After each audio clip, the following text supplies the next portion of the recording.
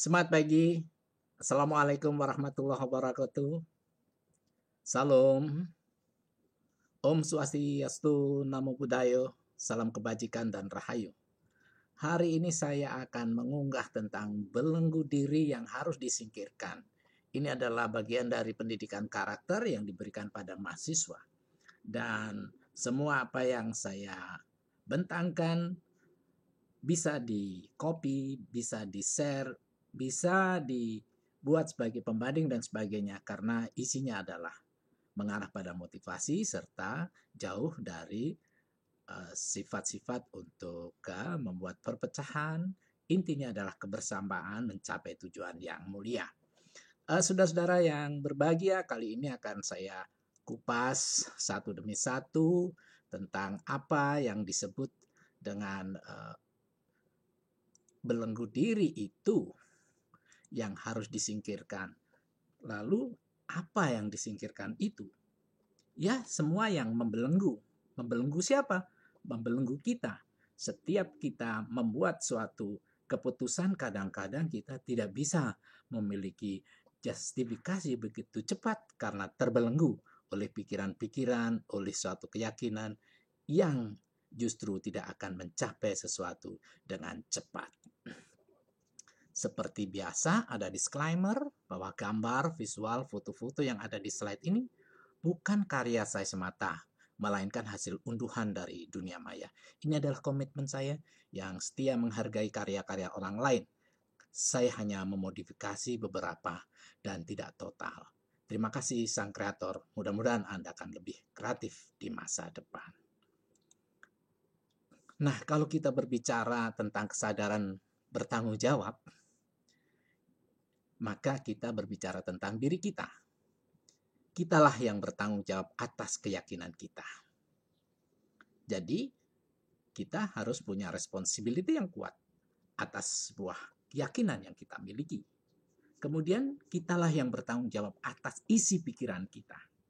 Dengan demikian bahwa pikiran kita itu adalah buah dari ide yang terdalam dari kita dan akan kita aplikasikan di dalam kehidupan. Berarti kita juga bertanggung jawab atas pikiran dan kitalah yang bertanggung jawab atas tindakan kita.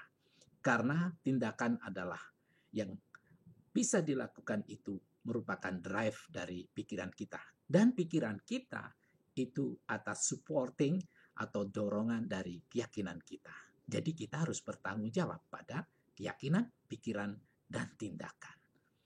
Sekali lagi, boleh kita berbuat apa saja, tapi bertanggung jawab atas tindakan kita, yakni benefits, manfaat, atau mudarat. Saudara-saudara yang budiman, kali ini kita mendengar Stephen Covey. Kata beliau, seorang orang dengan kadar tanggung jawab yang rendah mengkondisikan pola sikap reaktif dan ikut-ikutan. Jadi kalau kita tidak memiliki tanggung jawab yang kuat, maka sikap kita cenderung reaktif. Sehingga kita ikut-ikutan pula pada idola sesat, yaitu the ideal of marketplace, ikut-ikut pasar, ikut-ikut argumentum yang salah. Ya. Ada argumentum of populum. Argumentum, sebuah argumentasi, populum adalah populasi. Kalau populasinya semua gitu, ikut-ikutan aja. Kendati pun itu tidak sama dengan keyakinan kita. Itulah yang harus dihindarkan. Terima kasih, Stephen Covey. Moga surga menjemput Anda. Sekarang berbicara ciri-ciri orang reaktif, yaitu seorang orang yang memiliki kadar tanggung jawab yang rendah, kata Stephen Covey. Jadi orang reaktif itu berpikir bahwa dirinya bukan sumber solusi. Padahal di dalam diri kita ada energi yang kuat, ada potensi yang sangat dahsyat, bahwa semua solusi itu ada pada diri kita. Nah, kalau kita itu ciri-cirinya sebagai orang yang reaktif, tidak percaya pada diri kita. Tidak percaya pada diri kita. Tidak ada self-confidence. Kemudian kalau self-confidence-nya nggak ada, tidak confidence kita, maka apa yang terjadi? Bahwa kita tidak akan menemukan suatu jalan yang indah di depan. Para mahasiswa yang berbahagia, apalagi kalau kita hanya di posisi atau menempati posisi peran sebagai korban orang lain. Nah, isinya adalah kita mengeluh. Kita tidak berbuat. Kita sering menyalahkan orang lain. Ya, katanya orang lain yang membuat saya sengsara. Katanya orang lain yang membuat saya tidak sukses. Tidak benar. Orang reaktif mengatakan dirinya cenderung menjadi korban perubahan, korban teknologi, korban orang lain. Ini adalah ciri-ciri orang reaktif. Seharusnya peran-peran ini harus disingkirkan karena ini adalah merupakan bagian dari belenggu. Kemudian menempati posisi peran sebagai korban perubahan. Perubahan itu selalu terjadi di mana-mana. Maka orang yang reaktif itu harusnya tidak memerankan sebagai korban. Justru memulai dirinya untuk adaptasi. Bahwa perubahan merupakan challenge bagi kita. Bahwa perubahan adalah suatu simulasi dari sebuah keadaan di mana kita mampu di sana berperan sebagai seorang aktor yang sangat luar biasa. Posisi kita bukan korban. Posisi kita adalah seorang orang yang paham dengan adaptasi. Nah sekarang, seorang yang reaktif itu juga cenderung menolak fakta.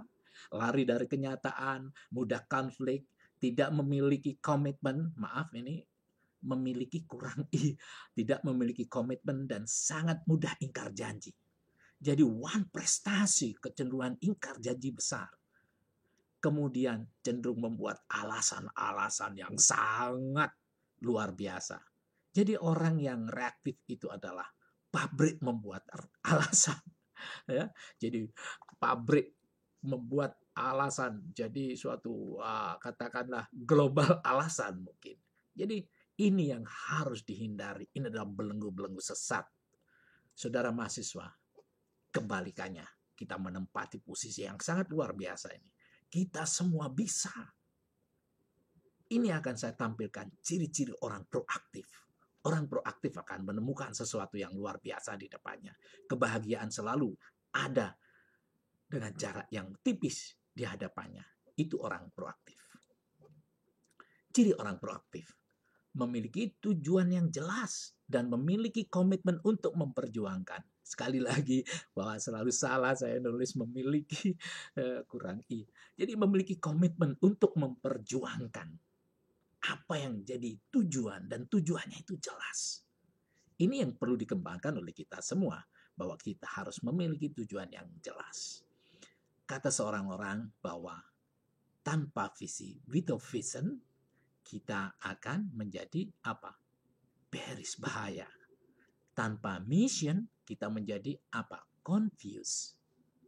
Kemudian tanpa tujuan atau mungkin suatu action yang dekat, kita akan false start, salah arah.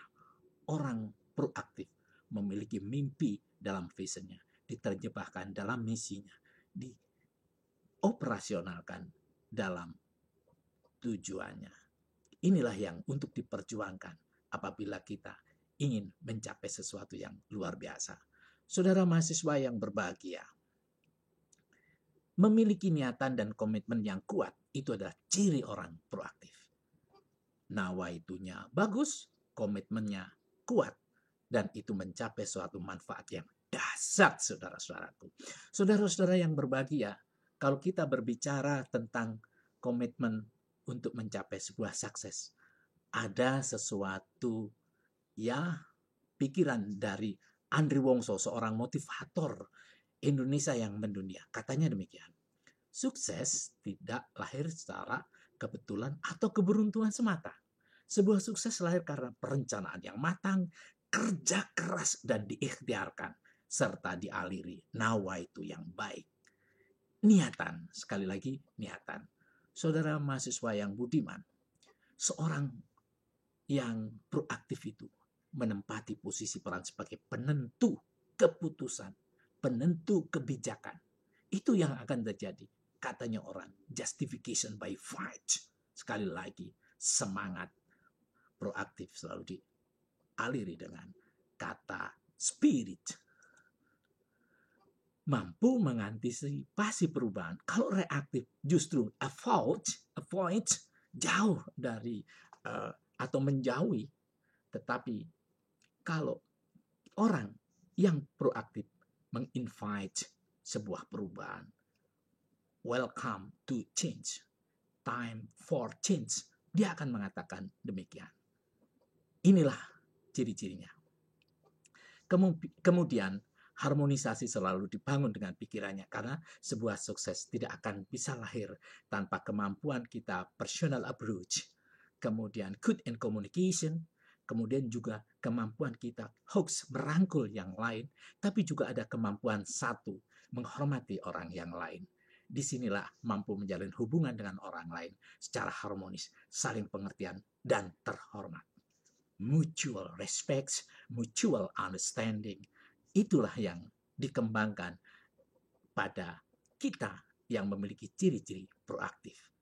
Karakter itu harus dirubah, bahwa kita harus memiliki ciri-ciri proaktif.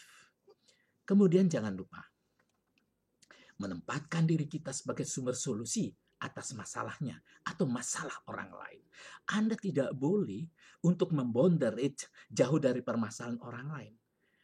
Kita harus menjadi seorang orang yang ulur tangan, tapi tidak campur tangan. Jadi kalau ada permasalahan orang, jadilah kita sebagai pembangkit dan orang yang bisa mencari solusi. Disinilah, saudara-saudara sekalian, kita menguasai dunia apabila kita mampu melihat masalah orang lain dan memberikan solusinya. Saudara mahasiswa yang berbahagia, ini adalah triple energy. Ada 3 energi yang sebagai solusi untuk mencapai atau menjadikan atau mengondisikan diri kita sebagai seorang yang proaktif. Pertama adalah naikkan level prestasi. Menaikkan level prestasi itu harusnya apa yang dilakukan adalah kita menghargai prestasi orang lain. Appreciation, quality appreciation. Jadi ada kualitas kita untuk menghargai sebuah prestasi orang lain, dan tentunya ketika orang lain berprestasi dan kita mampu memberikan penghargaan, kita tidak terasa ada caring, kita di-encourage oleh pikiran kita. Dua, tambahkan bekal dan persiapan. Prepare itu penting. Jadi kalau kita sungguh-sungguh prepare dan itu merupakan bekal kita dalam setiap saat, maka kita tidak akan tersesat. Inilah cara-cara terbaik orang. Antisipatif itu pasti memiliki sebuah keadaan, memberikan bekal dan persiapan. Maaf kalau saya ambil Pak Jokowi, sebetulnya triple energy itu pokoknya intinya ya orang itu bekerja, orang itu semangat, ketika semangat kerja seperti yang dikatakan oleh Pak Jokowi. Tapi juga ada yang dilakukan oleh Pak SB, katanya bersama kita bisa. Saya yang belum bisa saya sampaikan, mungkin ini jadi tugasnya kita semua untuk mencari pikiran-pikiran yang memberikan semangat kepada kita terkait dengan bagaimana memunculkan menjadi orang yang proaktif dengan mensingkirkan belenggu-belenggu diri. Sekali lagi, carilah kata semangat pemimpin dunia. Sekali lagi, carilah semangat pemimpin dunia agar kita memiliki sebuah kepercayaan dan trust kita makin ada dari orang lain, kemudian dalam diri kita tumbuh pelan-pelan self-confident. Itu yang bisa saya sampaikan, saudara-saudara yang berbahagia. Sekali lagi, Anda bisa share kepada kawan yang lain, karena ini adalah mengajak ke arah cinta kebijakan, love of wisdom. Sekali lagi, love of wisdom. Saudara-saudara mahasiswa yang berbahagia, ini yang bisa saya sampaikan hari ini. Mudah-mudahan berkenan untuk menjadikan ini sebagai pembanding. Karena apa? Saudara adalah menempati orang yang memiliki solusi dan keyakinan dirinya kuat. Terima kasih perhatiannya. Assalamualaikum warahmatullahi wabarakatuh. Om Santi Santi. Salam Cendol Dawet.